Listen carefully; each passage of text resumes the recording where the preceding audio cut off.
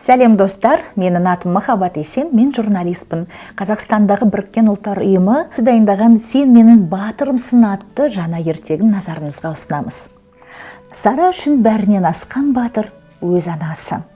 Өйткені ол дүниедегі ең жақсы мама, әрі ең жақсы ғалым, бірақ тіпті Сараның анасы да коронавирусқа қарсы дәрі таба алмай келеді. COVID-19 түрі қандай деп сұрады Сара анасынан. COVID-19 немесе коронавирус тым кішкентай, оның кішкентай болғаны сонша көзге де көрінбейді, деп жауап берді анасы. Ол ауырған адамдар жөтелгенде, түшкіргенде, не айналасындағы заттарға қол тигізгенде таралады. Ауырған адамның қызуы көтеріліп, жөтеле бастайды, дем жетпей, тынысы тарылады.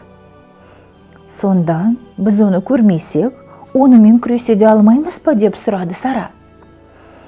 Неге күресе алмаймыз? Әрине күресе аламыз, деді анасы. Сондықтан да, Сара, сенің абай болғаныңды қалаймын. Вирус түрлі адамдарға әсер етеді, және сол адамдардың әрқайсысы онымен күресуге септігін тигізе алады. Балалардың жөні бөлек, және олар да қарап қалмай, күреске қолғабыс ете алады. Баршамыз үшін сенің ерекше абай болғаның керек. Сен менің батырым болғаныңды қалаймын. Түнде төсегінде жатып, Сара өзінің қай жері батыр екен деп ойланды. Көңілі бұзылып қалған. Мектепке барғысы келеді, бірақ мектеп жабық. Достарымен жолыққысы келеді, бірақ оның қатері бар. Сара осы бір коронавирус бүкіл дүниесін үрейлендіргенді қойса екен деп тіледі. Батырлардың супер күші бар ма емес пе? Деді ұйқылы ояу күбірлеп.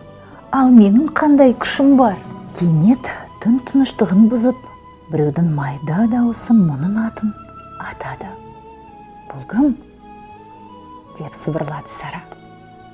Сара, батыр болу үшін саған не керек? Деп сұрады бұдан дауыс. Мен дүние жүзіндегі балаларға өзгелерді қорғау үшін өзі қалай қорғануы керек екенін айтып беру жолын тапқым келеді, деді Сара. Ал менен не қалайсың? Маған ұша алатын, дауысын күшейтіп сөйлей алатын, маған көмектесе алатын әлдене керек. Ысқырған дыбыс естіліп, ай сәулесі тысып тұрған жерде адам сенгізіз әлдене пайда болды.